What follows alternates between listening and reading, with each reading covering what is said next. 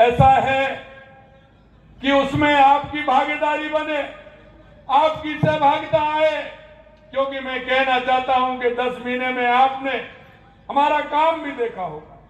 10 महीने में आपने जितने काम हमें किए वो आपने देखे होंगे, क्योंकि जब हम घोषणा पत्र संकल्प पत्र लेकर के आपके बीच में आए थे, मैं लोकसभा के चुनाव में भी आपके बीच में आया था, मैंने आपसे कहा था कि जो संकल्प पत्र हमने आपको दिया है उस संकल्प पत्र को पूरा करेंगे। मैं आज आपके बीच में, क्योंकि 10 महीने का समय हुआ है, लेकिन 10 महीने में 50% संकल्प पत्र हमने पूरा किया है, 50% पूरा किया है। वो मैं आपसे इसलिए कहना चाहता हूं कि जो हमारा संकल्प पत्र था वो 5 साल के लिए था, लेकिन हमने 10 महीने में 50% पूरा किया है। और मैं कहना चाहता हूं, जो आपको सपने दिखा रहे थे, जाति धर्म में बांटने का नाम कर रहे थे, कहीं आपको नजर आ रहे हैं क्या? वो विकास की बात करते हैं, वो यहाँ 84 विधानसभा का डूंगरपुर जिले का विकास की बात करते हैं। अरे भाई, उन पर कौन सी चाबी है, मेरे को ये तो बता दो। कहीं वो सिवाय हमारे पास डिजायर देने के कहीं दूसरा काम करा सकते हैं क्या? मैं आपसे पूछना चाहता हूं, कहीं करा सकते हैं क्या? मैं आपसे यही कहना चाहता हूं, अरे मेरे मुल्क के मालिकों, एक जरा अपने आने वाली पीढ़ी के बारे में तो सोचिए, जरा अपने भले और बुरे के बारे में तो सोचिए कि हमें कैसा सोचना है, हमें क्या करना है। क्योंकि जो आपका भला नहीं कर सकता, सिर्फ आपको लड़ा करके, आपके बीच में इस तरह की अमानसिकता पैदा करके वो आपको लड़ाने का काम करते हैं, जातिवाद पर ना लड़ाने का काम करते हैं, धर्मवाद पर लड़ाने का काम करते हैं। मैं आपसे यही कहना चाहता हूं, 10 महीने में हमने इस बागड़ के लिए जो किया है वो आपके सामने है। 10 महीने महाराणा प्रताप सर्किट हमने बनाया, जिसमें 100 करोड़ रुपए हमने मंजूर किए हैं। महाराणा प्रताप यहाँ की आन बान शान है, उसके लिए 100 करोड़ रुपए का हमने प्रावधान किया है। यही नहीं, हमने यहाँ धार्मिक सर्किट बनाने के लिए सीता माता अभ्यारण्य, बेणेश्वर धाम और त्रिपुरा सुंदरी, हमने जिस तरह से इसको बना करके, और गोविंद गुरु जी के जो हमारा पैनोरमा बनाए हैं उसको भी हमने जोड़ करके इस क्षेत्र के विकास के लिए काम कर रहे हैं। मैं आपसे कहना चाहता हूं, मुझे यहाँ के युवाओं की चिंता है, और मैं इसी बात को कहता हूँ कि यहाँ की जमीन उपजाऊ है, यहाँ की जमीन के अंदर पानी भी है। मेरे से कहा था कि यहाँ पानी की व्यवस्था करनी है, मैंने कहा निश्चित रूप से आने वाले समय में यहाँ का पानी को लेकर के यहाँ डेवलप किया जाएगा। हमने माई से लेकर के सोम कमला तक हमने एक नहर बनाने का हमने प्रस्ताव पूरी तरह से रखा। लेकिन मैं कहना चाहता हूँ, 70 साल से सबसे ज्यादा जिस पार्टी ने राज किया उसने क्या किया, और आप देख रहे हैं 2 बार से आप जिनको वोट दे रहे हैं वो क्या कर सकते हैं। देखिए भाइयों, मैं आपसे विनती करना चाहता हूं, ऐसे लोगों के बहकाने में नहीं आना है, क्योंकि वो कुछ नहीं कर सकते।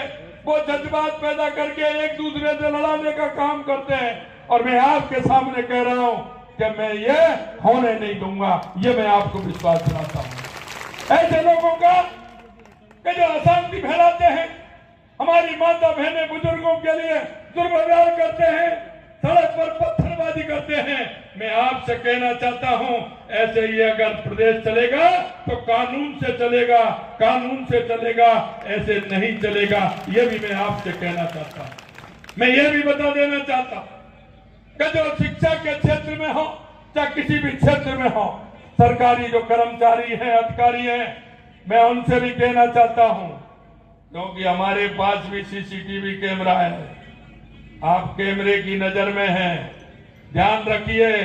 जो आपको उद्देश्य दिया है, जो आप करने को आपको कहा है कि इस युवाओं को पढ़ा करके, युवाओं को आगे बढ़ा करके, युवाओं को सशक्त बना करके और योजनाओं को ठीक प्रकार से लागू करके इस क्षेत्र को आगे बढ़ाना है।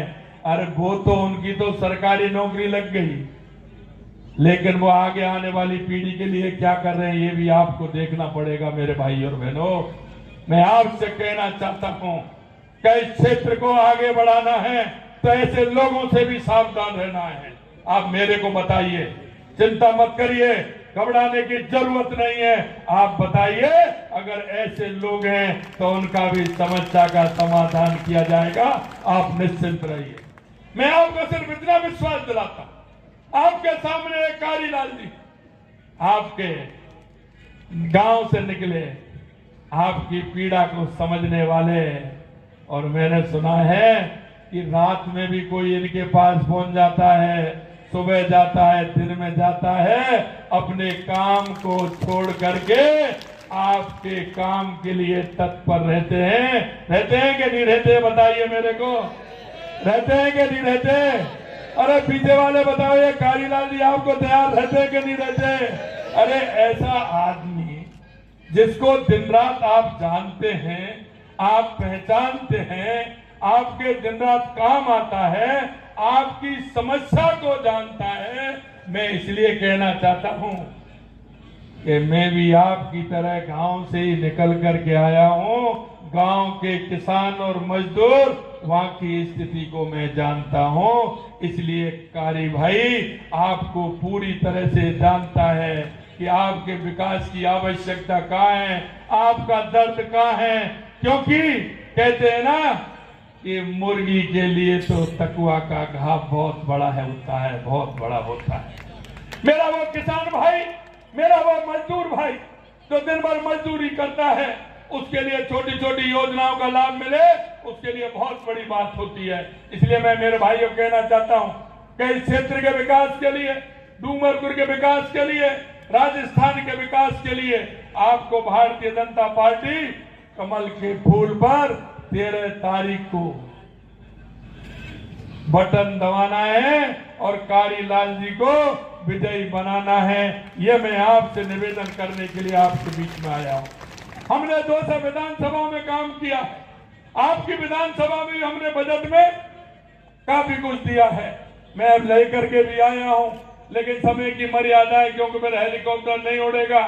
मेरी रात को जयपुर में मीटिंग है, मैं सिर्फ आपके दर्शन लाभ के लिए आया हूं। मैं इतना निवेदन करना चाहता हूं, इस कारीलाल जी को जिताइए और यहाँ 84 की विकास की गारंटी हमारी सरकार की होगी, हमारी होगी।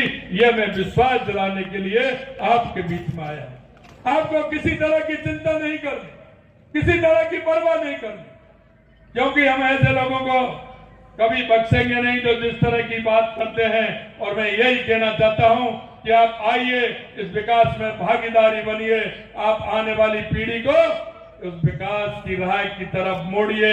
ऐसे युवाओं को पढ़ना चाहता है, काम करना चाहता है, वो सपने जो उन्होंने देखे, उन सपनों को पूरा करने का काम करना है, यह मैं कहना चाहता हूं। उन सपनों को पूरा करेंगे ना युवाओं को, के करोगे ना? और इस कारीलाल जी को देख रहे हो ना, इसको जिता करके भेजोगे ना?